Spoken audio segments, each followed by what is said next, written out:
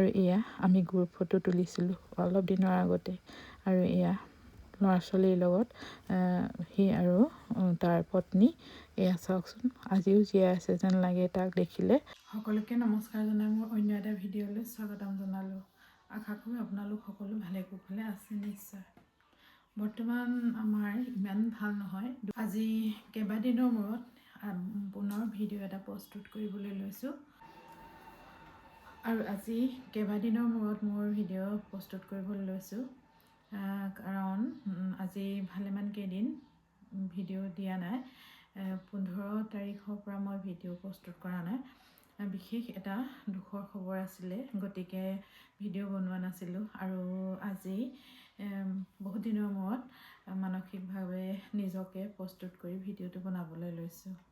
আৰু দুখৰ বিষয়, মোৰ নিজৰ ভাইটি, ডাঙৰ ভাইটি, সি যোৱা 18 তাৰিখে এই সংসাৰৰ পৰা বিদায় ল'লে। গতিকে সেয়ে দুখতে বহুত ম্ৰিয়মাণ হৈ আছিলোঁ। সেই দুখতে ভাগি পৰিছিলোঁ আৰু মানসিকভাৱেও প্ৰস্তুত নাছিলোঁ। গতিকে আজি পুনৰ ভিডিঅ'টো প্ৰস্তুত কৰিব লৈছোঁ, কাৰণ তাৰ স্মৃতি সমূহ অকণমানকৈ হ'লেও ধৰি ৰাখিবলৈ চেষ্টা কৰিছোঁ এই সামাজিক মাধ্যমৰ যোগেদি।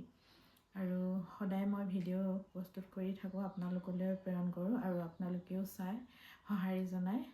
আৰু আজিৰ ভিডিঅ'টো এনেদৰেই প্ৰস্তুত কৰিব লৈছোঁ কাৰণ মোৰ ভাইটি যোৱা 15 তাৰিখ শিৱৰাত্ৰিৰ দিনাখন সেই কৰ্মৰত অৱস্থাতে হঠাৎ বহি থকাৰ পৰা থিয় হৈ উঠোঁতেই মাটিত ঢলি পৰিলে। ঢলি পৰা নাই, ঠিক পৰি গ'ল।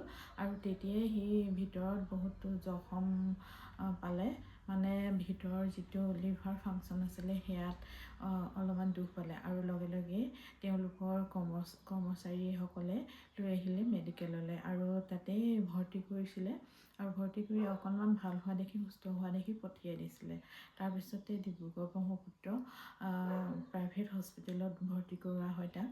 আৰু তাতেই কি কি চিকিৎসা কৰিলে, কি কি নকৰিলে আমিতো ইমান নাজানো। আমি ডাক্তৰক ভগৱান বুলিয়েই ভাবোঁ। সেইখিনি সময়ত, সেইটো মুহূৰ্তত তেওঁ এজন ভগৱান হৈ আহে। গতিকে তেওঁলোকে কেনেদৰে কি চিকিৎসা কৰিলে নাজানো, পুনৰ অসুস্থ হৈ পৰে সি।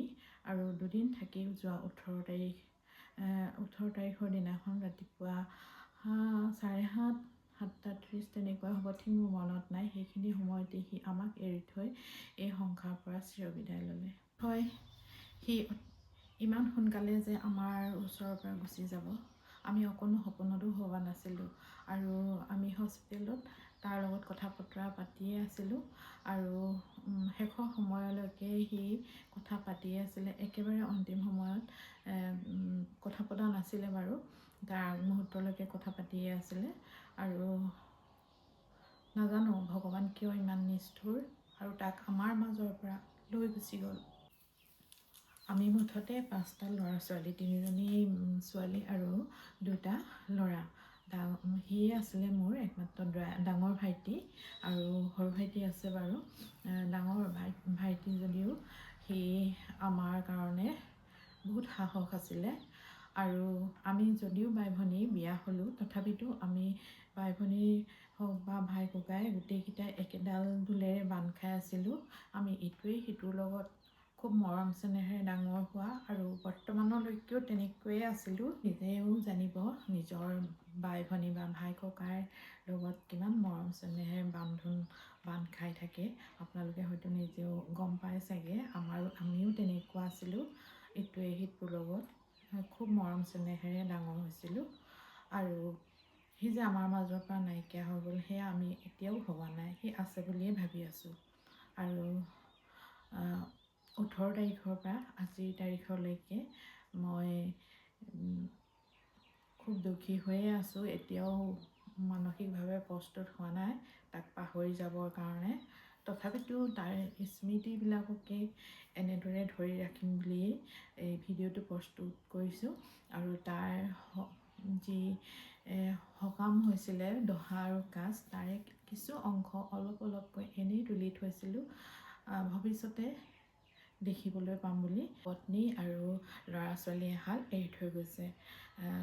ডাঙৰটো ল'ৰা সৰুজনী ছোৱালী কুঁহি তাই মোৰ ভিডিঅ'ত প্ৰায় ওলায়ে থাকে ৰিলচ বনাই ভিডিঅ' বনাই আপোনালোকে দেখিয়ে আছে যিসকলে মোৰ ভিডিঅ' ৰেগুলাৰ চাইছে এতিয়া সেই কুঁহিৰে দেউতাক ঢুকালে আৰু হয়তো এনেকুৱা দিন আৰু কাৰোলৈ নাহক মানুহ মৰণশীল মানুহ মৰিবই আমিও এদিন যামগৈ তথাপিতো এনেদৰে হঠাৎ গুচি গ'লে হয়তো প্ৰস্তুত হৈ নাথাকে কোনেও মানসিকভাৱে 2 দিনেই থাকিলে হস্পিটেলত আৰু চাবলৈ কৰিবলৈ মানে একো আমি উপায়ে নাপালোঁ যিবিলাক বস্তু দৰকাৰ হৈছিলে তাৰ কাৰণে সেয়াও সকলোবিলাকে প্ৰস্তুত হৈছিলে তথাপিতো কিন্তু ডাক্তৰে বচাব নোৱাৰিলে আৰু কি হ'ল কি নহ'ল আমি একো ধৰিবই নোৱাৰিলোঁ আৰু এনেকৈ হঠাতে এজন মানুহ নোহোৱা হৈ গ'লে কেনেকুৱা লাগিব বাৰু আপোনালোকে ভাবি চাওকচোন আৰু সি কথা পাতি থাকোঁতেই আমাৰ লগত ধেমালি কৰি থাকোঁতেই হঠাৎ ক্ৰমান্বয়ে নাইকিয়া হৈ একেবাৰে শেষ হৈ গ'ল আৰু কেনেকুৱা লাগিব আপোনালোকে ভাবি চাওকচোন যিটো আমি কেতিয়াও ভবাই নাছিলোঁ সপোনতো ভবা নাছিলোঁ সি যে এনেদৰে আমাক এৰি থৈ যাব হঠাৎ হোৱা মৃত্যুৰ সংবাদে সকলোকে দুখন ম্ৰিয়মান কৰি তুলিলে দূৰ দূৰণিত থকা ভণ্টিহঁত ভাইটিহঁত য'ত যেনেকৈ আছে মৃত্যুৰ কুটুম সকলো আহি ওলালেহি আৰু সকলোৱে এইকেইদিন ঘৰ নধৰা হৈ পৰিছে সকলোৱে দুখৰ সংবাদ ল'বলৈ আহিছে আৰু সকলোৱে দুখ কৰিছে মানে ইমান সোনকালে যে সি আমাৰ মাজৰ পৰা গুচি গ'ল সকলোৱে সহ্য কৰিব পৰা নাই আৰু আমাৰ নিয়মমতে 3 দিনৰ দিনাখন তিলনি আৰু 10 দিনৰ দিনাখন দহা এয়া 10 দিনৰ দিনাখন ভাইটিৰ সন্তানে এনেদৰে পিণ্ডদান কৰিছে ভকতৰ লগত লগ হৈ আৰু এয়া মূৰৰ চুলি ঘূৰালে আৰু একাদশ শ্ৰেণীত পঢ়ি আছে সি আৰু দেউতাকৰ শ্ৰাদ্ধ এনেদৰে সি পালন কৰিছে আৰু সি ব্ৰত লৈছিলে আৰু আজি বৰটো ভাঙিলে আৰু এয়া দহা সকাম এনেদৰে আমাৰ পিঠাগুড়ি দি পতা হয় আৰু 10 দিনৰ দিনাখনেই প্ৰায় সকলো কাম শেষেই হয় ঘৰখন শুচি হয় আৰু 11 দিনৰ দিনাখন কাজৰ সকাম আৰু এয়া খাৰ মাছ এনেদৰে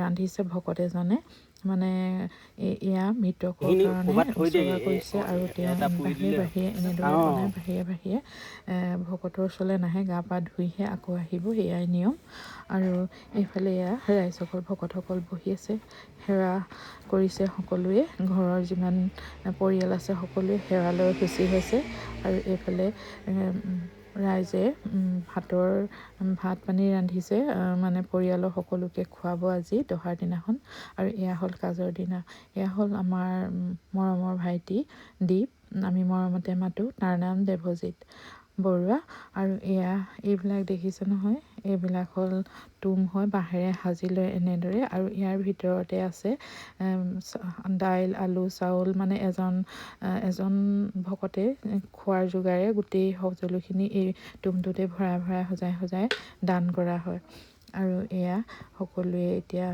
ফল মূল কাটি মেলি এনেদৰে সকামৰ কাম কাজত লাগি আছে আৰু ইয়াতে চন্দ্ৰতাপ এনেদৰে বনাই লয় নীতি নিয়মৰ মাজেদি আৰু তাতে আছে কলপুলি আৰু আছে কুঁহিয়াৰৰ আগ আৰু কিবা কিবি আছে এইবিলাক চুলি এটাৰো এনেকৈ বান্ধি দিছে এইবিলাক হ'ল আমাৰ নিয়ম অনুযায়ী এনেদৰে পতা হয় আৰু যিহেতু সি বিয়া পতা সাংসাৰিক মানুহ গতিকে সকলো নিয়ম নীতিৰ মাজেদিয়ে সকামখন পাতিব লগা হৈছে আৰু এনেদৰে আমাৰ সকাম নিকাম পাতে যিহেতু আজি দুখৰ বিষয় গতিকে বৰ বাহুল্যকৈ পতা হোৱা নাই আৰু ৰাইজসকলক ইমান নিমন্ত্ৰণো কৰা নাই যিসকল ভকত নাহিলে নহয় তেওঁলোকক এয়া নিমন্ত্ৰণ জনাই অনা হৈছে আৰু বাকী মৃত্যুৰ কুটুম কাকো আমি নিমন্ত্ৰণ জনোৱা নাই গতিকে এনেদৰে অন্তষ্টপীয়াকৈ সকামখন পতা হ'ল আৰু এয়া 13 দিনৰ দিনাখন 12 দিনৰ দিনাখন একেবাৰে শেষ হ'ল